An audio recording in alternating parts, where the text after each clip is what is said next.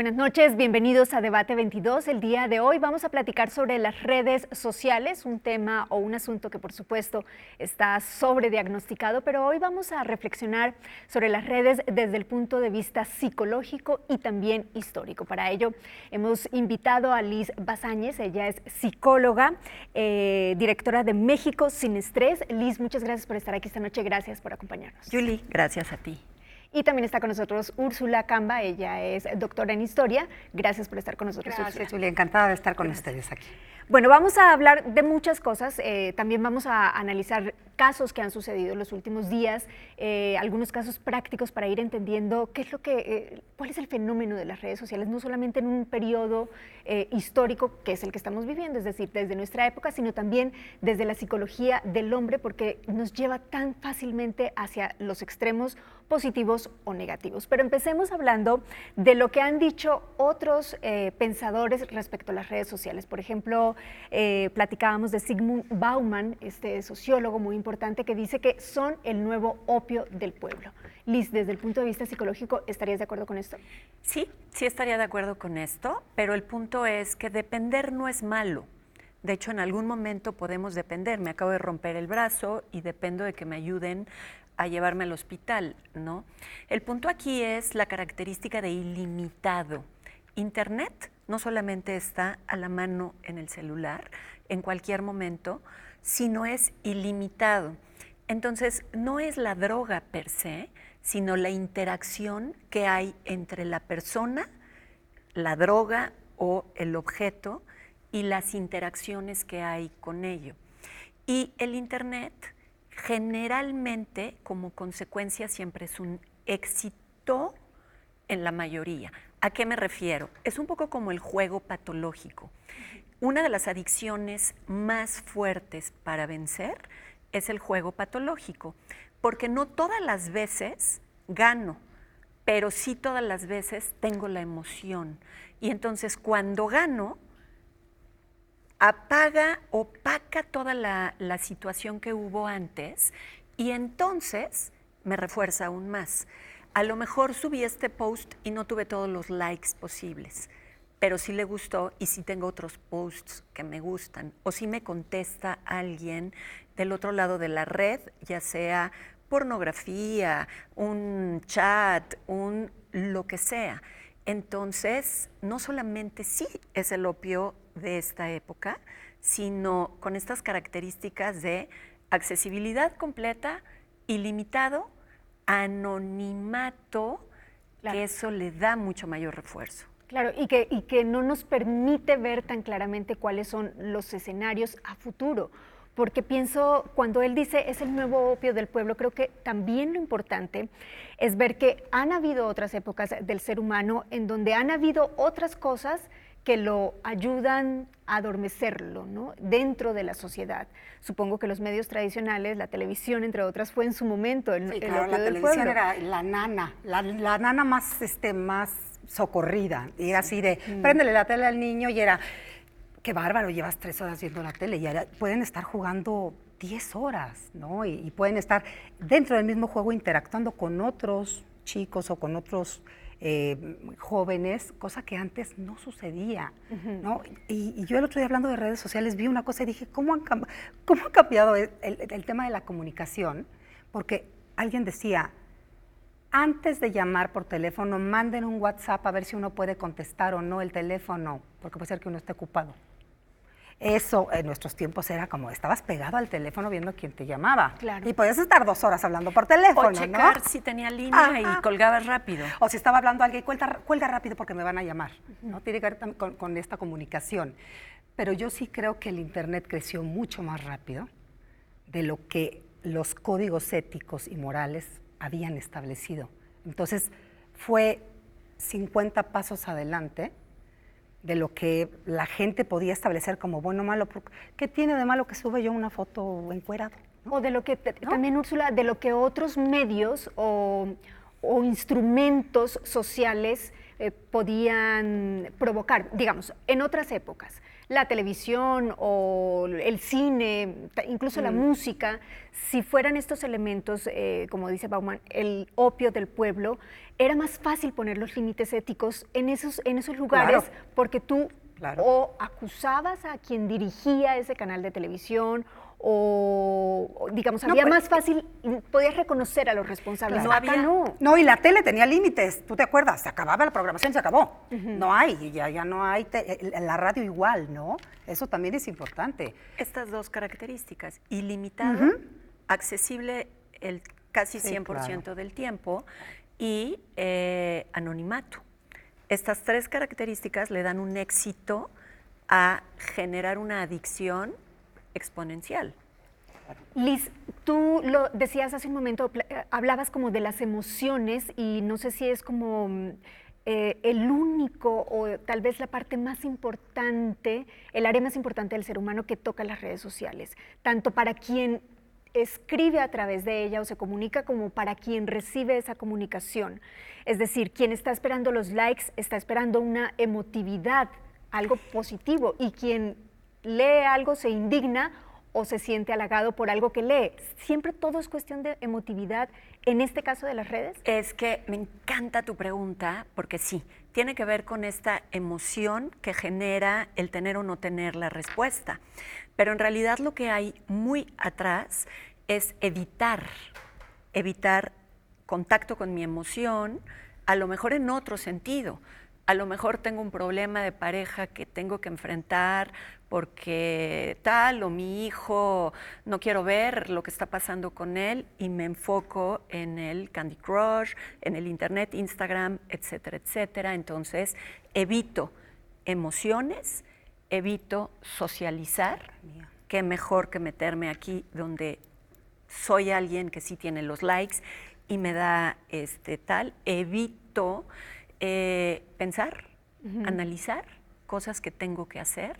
Entonces, sí tiene que ver con la emoción que genera, pero esa es la punta del iceberg, de mucho de evitaciones emocionales, cognitivas, de pensamientos, sociales, de interacción con otros, familiares. Claro, Entonces, es una extensión en realidad de cada exacto. ser humano, de cada persona. Sí. Úrsula, ¿y te parece que las redes sociales alimentan cosas que otras situaciones u otros instrumentos, nuevamente sociales, no alimentaban antes en otras épocas? Por ejemplo, platicábamos hace un momento del activismo.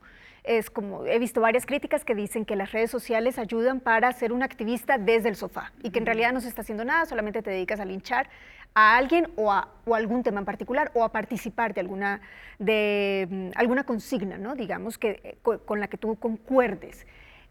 Mira, ¿Será que esto cambió o siempre hemos sido apáticos? No, yo creo que no siempre hemos sido apáticos y creo que se manifiesta además de diferentes maneras. Lo que tú planteas es muy interesante porque sí ha habido activismo desde diferentes, digamos, frentes y es que es una paradoja. ¿Por qué? Porque parece a simple vista que solo es gente que está enojada, no de repente diciendo cualquier cosa, pero puede ser que algo de eso funcione, ¿no? Entonces, en mi experiencia, que ha sido pues ir descubriendo un poco esto sobre la marcha, porque yo estaba acostumbrada a papeles viejos y es muy curioso, porque a veces pongo algo y me dicen, eso ya es viejo, es de la semana pasada. Y yo digo, ¿viejo? Para mí viejo es 100 años, no la semana pasada, que también tiene que ver con la concepción del tiempo, ¿no? Con la inmediatez de la respuesta. Y tiene que ver también con no solo este activismo, sino este estar en el mundo en donde uno tenía la paciencia de esperar resultados, Claro. de lo que fuera. Uno esperaba una carta, esperaba una postal, Telegrama. un telegrama, las llamadas eran muy caras, entonces si alguien se había ido te llamaba una vez a la semana, una vez al mes, y ahora tiene doble paloma y no me contestó, o le puse el tweet y no me contestó, está en línea y no me contestó, y entonces, ¿qué pasa? Que se hace una cosa como de, me tiene que contestar ahorita, y si no me contesta ahorita, entonces ya se rompe la relación en un segundo porque ya no me contestó. Bueno, vamos a seguir platicando de esto y vamos a tocar uno de los temas que han ocurrido en los últimos días para tratar de entenderlo también desde la realidad concreta. Vamos a una pausa y volvemos.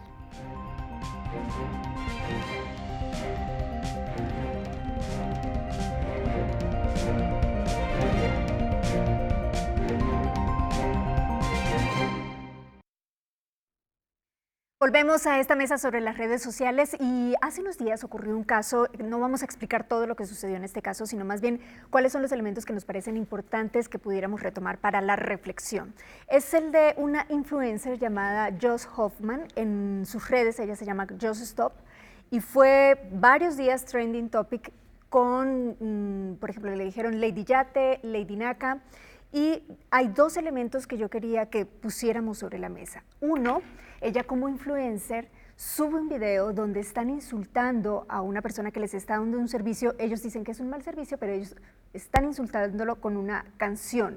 Y ella esperaba, digamos, un apoyo de la gente que viera este video, pero fue en realidad contraproducente para ella porque más bien empieza a ser atacada al mismo tiempo por su físico, por lo que aparenta de su clase social. Pareciera que también las críticas o las luchas en este momento se están trasladando a un asunto de ser ricos o ser pobres, de ser educados o ser maleducados.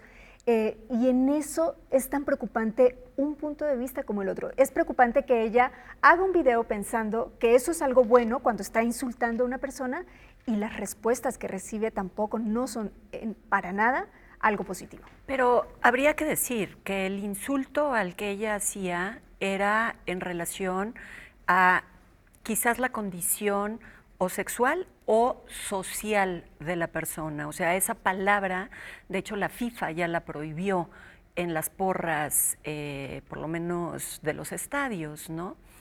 Y entonces era un insulto que degradaba al otro. Agresión genera agresión, no hay vuelta. Claro. Pero lo que hay ahí es, en una primera parte, porque esto se puede analizar desde muchos puntos, es la falacia de justicia. Tú me estás dando un mal servicio, entonces yo sí tengo derecho a pegarte. Pero cuando tú te enojas y me transgredes en algún sentido, que no hubo una transgresión, solo hubo una actitud no verbal agresiva de la persona que daba el servicio, ella cree que la van a reforzar, pero el punto aquí es que todos los elementos se están moviendo bajo falacia de justicia. Yo a ti sí te puedo decir esta palabra prohibida, por cierto, por la FIFA. Yo, como tú me agredes, tengo derecho a agredirte no verbalmente. Y yo anónimo, o a lo mejor usuario de las redes, tengo derecho a insultarte, tengo derecho a ponerte la etiqueta. Claro. Y es una especie, no sé si se pueda ver así, pero es una especie también como de revancha social, porque no le decían a ella, eres una persona maleducada, debiste haber resuelto la situación de otra forma, le decían, tanto que el hashtag que se mantuvo fue Lady Naka, digamos, el mote que se le puso fue Lady Naka. Y yo leí incluso insultos que decían, no sé, pinche judía, o este tipo de cosas que le decían en donde no se está corrigiendo la mala actitud de ella, sino al contrario, se le está dando un equivalente a lo que ella hizo, Úrsula. Claro, es que aquí el asunto es, mira, es muy importante. Primero porque insultar a alguien por su aspecto, nadie escoge cómo se ve. Pues así naciste, güero, moreno, como sea, gordito, flaquito. Michael Jackson, nadie, sí. ¿no? Bueno, él sí se blanqueó, ¿no? Pero por otras razones. Insultar a alguien por cómo se ve es absurdo, es algo que no puede cambiar, ¿no? Es, pues sí soy esto. Puedes pelearte conmigo por lo que digo, por lo que pienso, eso sí lo puedo escoger. Cómo me veo no lo puedo escoger, ¿no? Eso por un lado. Y hay un tuitero que todo el tiempo insiste en esto, que es Leo García, y dice, uno es dueño de sus interacciones. Es decir, tú eres dueño de cómo te diriges a los demás. Tú sabes si te enganchas, si respondes, si agredes, si ignoras, si bloqueas. Tú eres dueño de tu cuenta. Tú tienes que ser dueño como de ti mismo, no irte como en esa cosa de arrastrarte. Yo muchas veces he estado así, escribo el tuit y lo borro porque digo, no se trata de eso. Y fíjate que yo creo que tiene que ver con hacerse responsable de lo que uno hace, que tiene que ver también con este sentido de comunidad y de el individuo. Es como, pues voy y vomito, digo lo que sea y pues, no soy responsable de nada, porque no soy miembro de ninguna comunidad, ¿no? Claro, ¿por qué será que la gente no ha tomado o no hemos tomado conciencia de que las redes sociales no son una reunión o una interacción como la que se tiene en un bar o cara a cara? Es decir, quedan permanentemente, es algo que permanece a través del tiempo. Tú hablabas del tiempo hace un momento, Úrsula, y de la inmediatez del tiempo.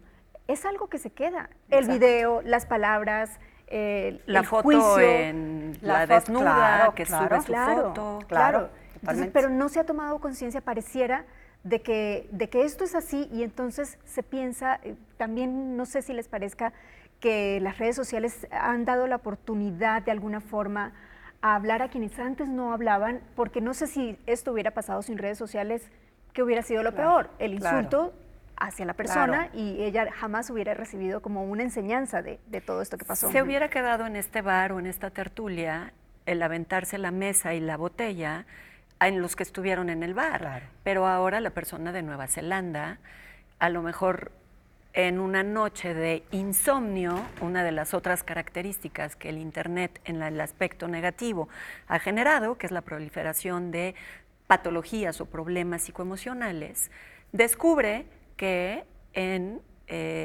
una playa mexicana se dio esta situación de una manera tan desagradable, ¿no? Ahora todo mundo se puede enterar. Claro. Regresemos a la parte del tiempo y de la inmediatez del tiempo, porque tal vez también se está provocando, por supuesto tienen cosas buenas las redes sociales, hay que decirlo, pero estamos hablando de las situaciones en donde las patologías se presentan y en donde nos preocupa un poco el efecto que pueda tener en nosotros. La parte positiva la damos por hecho y no la vamos a platicar este día solamente como de estos efectos negativos.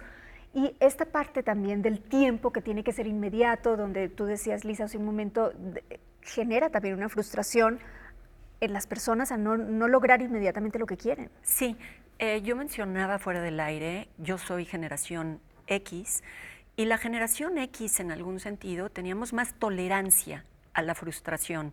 Teníamos que esperar a que sonara el teléfono, no podíamos saber si la persona estaba en línea o no, ni siquiera existía. En fin, hoy por hoy lo que se ve no solo en la generación millennials y Z, sino inclusive en muchos de generación X, ya con esta influencia de redes, es que la tolerancia a la frustración ha bajado. O sea, ¿cuántas relaciones de pareja no se han o afectado seriamente o terminado porque yo te puse y no me contestaste? Pero es que yo te vi en línea, viste las doble palomitas. Tolerancia a la frustración. Vamos a platicar sobre eso y también sobre la verdad y el efecto que ha tenido las redes sociales que han tenido sobre la verdad. Viendo una pausa, platicamos.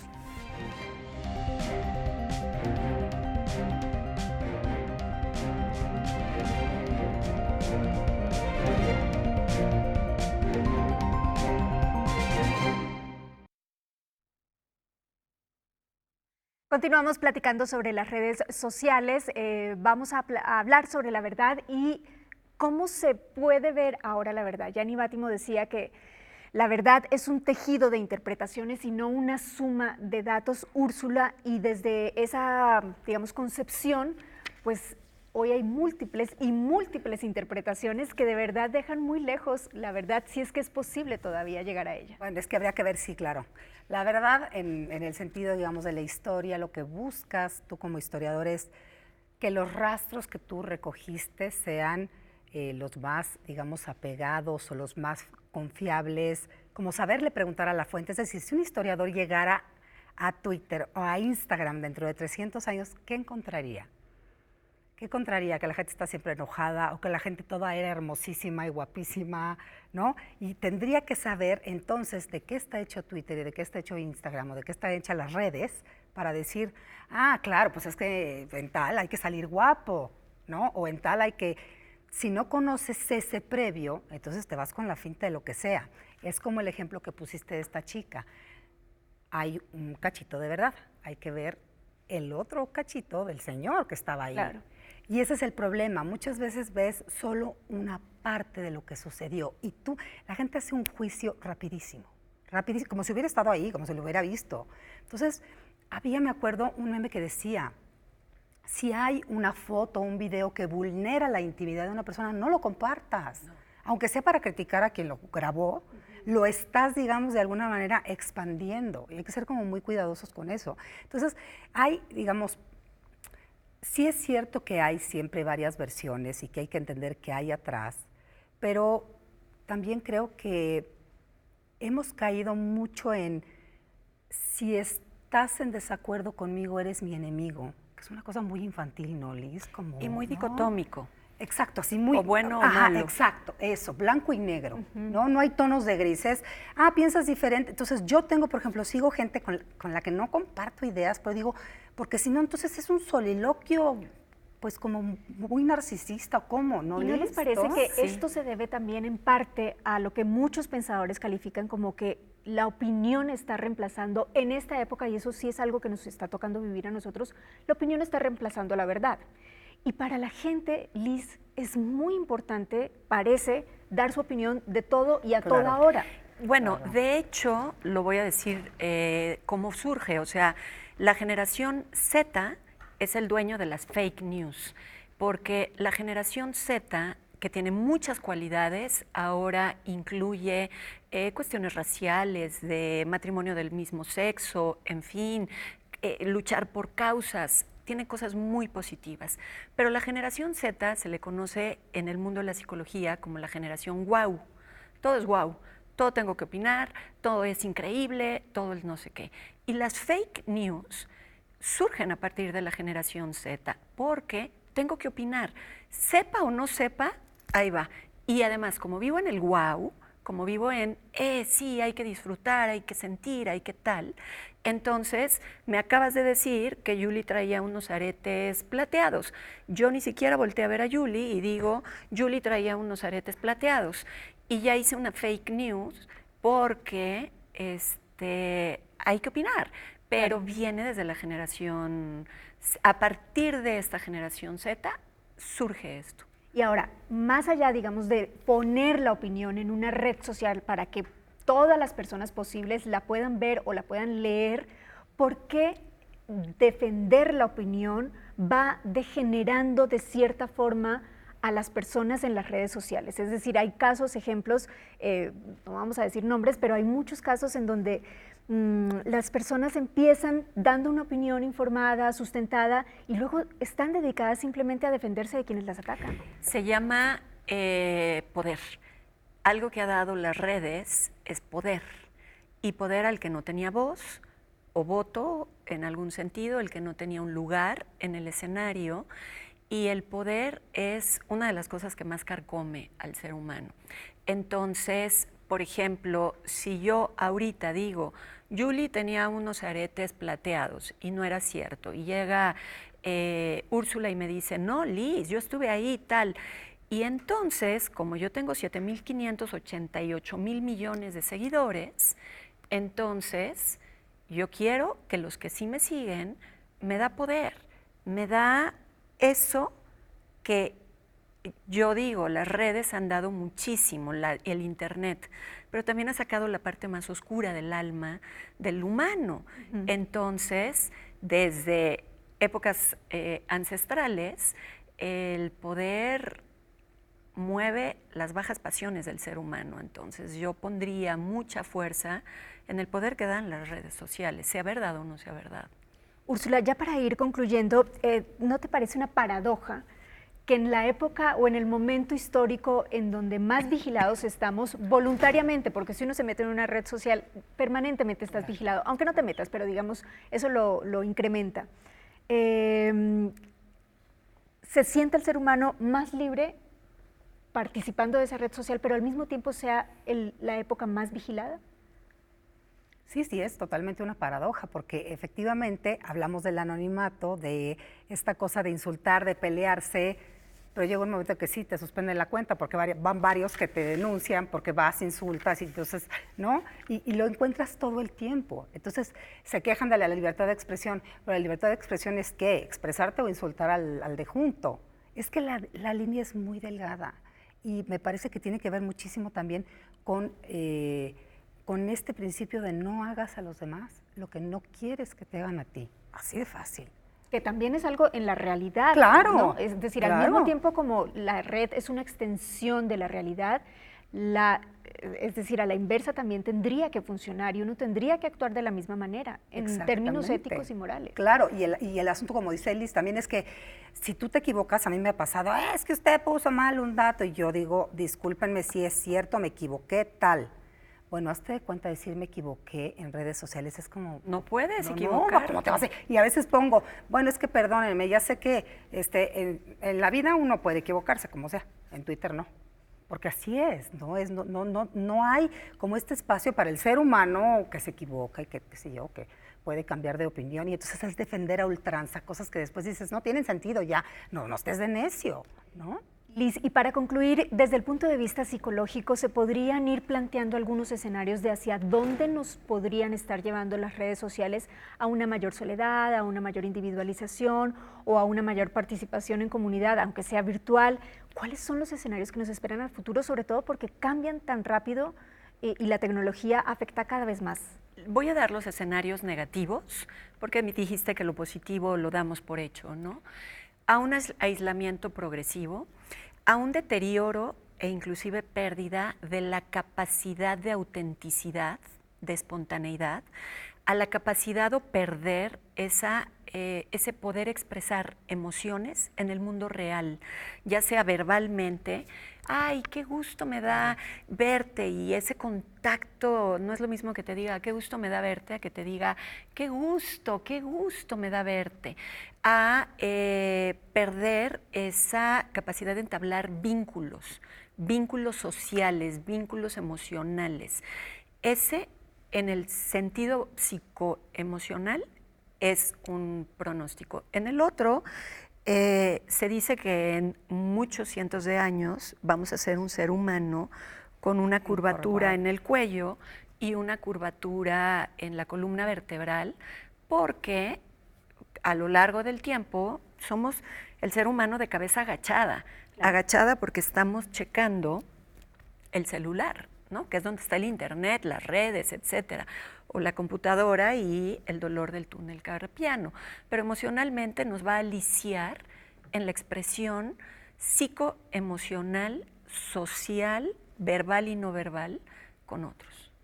Liz Bazáñez, muchísimas gracias por acompañarnos y darnos esta reflexión respecto a las redes sociales. Gracias. Gracias a ti, al contrario, Úrsula. Úrsula Camba, muchas gracias por darnos estas aportaciones desde el punto de vista histórico, pero también vivencial, porque tú eres una tuitera, digámoslo así. Gracias a las dos. Buenas noches. Gracias. Bonita noche.